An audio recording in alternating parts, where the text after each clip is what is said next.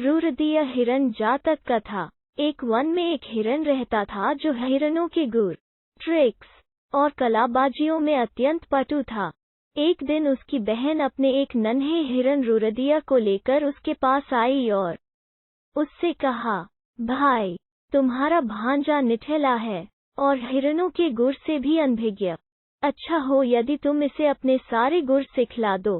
हिरन ने अपने नन्हे भांजे को एक निश्चित समय पर आने के लिए कहा और फिर उनका आदर सत्कार कर विदा कर दिया।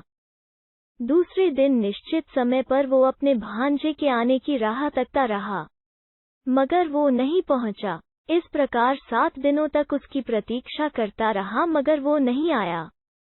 किंतु 8वें दिन उसकी माँ आई। वो रो बिलख रही थी और अपने भाई को ही बुरा भला कहती हुई यह सुना रही थी कि उसने अपने भांजे को कोई भी गुर नहीं सिखाया था, जिससे वो शिकारियों के जाल में फंसा था।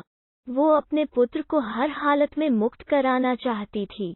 तब हिरण ने अपनी बहन को बताया कि उसका बेटा दुष्ट था, जिसमें सीखने की लगन भी नहीं थी, इसलिए वो उसके पास सीखने के लिए कभी भी नहीं पहुंचा था और अपनी माँ की आंखों में ही धूल झोंकता रहा था। वो अब अपने कर्मों के अनुरूप ही दंड का भागी था, क्योंकि जिस जाल में वो फंसा था वहां से उसे निकाल पाना असंभव था। दूसरे दिन शिकारियों ने रुरदीय को पकड़ एक तैनी छुरी से उसका वध कर दिया और उसकी खाल और मांस अलग अलग कर शहर में बेचने चले गए।